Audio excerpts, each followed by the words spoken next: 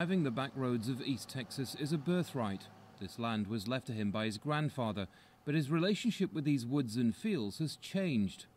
A section of the Keystone XL pipeline now runs through the family property, a development Mike fought for 3 years in an expensive legal battle. But his main concern isn't that he lost in court, but what might happen next. So it's going to leak. And the stuff that's in this pipe is not like your common crude oil or gas or anything like that. This stuff is dangerous. It's hazardous. Opponents of the Keystone XL pipeline point to a history of major spills in similar projects across the U.S. In 2010, TransCanada's Keystone 1 spilled a dozen times, and residents in East Texas say the pipeline is so close to the Angelina River it could threaten their fresh water supplies.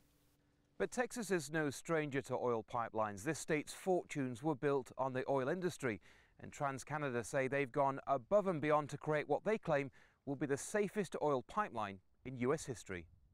When we contacted the company at their headquarters in Alberta, they addressed the concerns of residents, stating that inspecting and testing are critical to the pipeline's construction.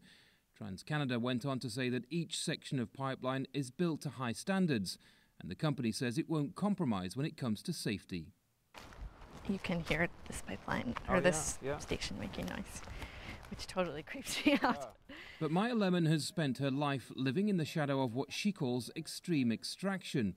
Her property has several gas lines running through it, and the Keystone XL pipeline is close enough to give her concern. This pipeline is something that puts a lot of fear into the daily lives of people all along its route. And people, that alone should be enough to stop this project. People should not have to be afraid for their health and safety and for their communities. The final approval for the northern portion of the Keystone XL pipeline rests with President Obama, and so far it's a decision he's delayed time and again. But in East Texas, opponents say it won't make any difference. This section of the pipeline will become operational in January.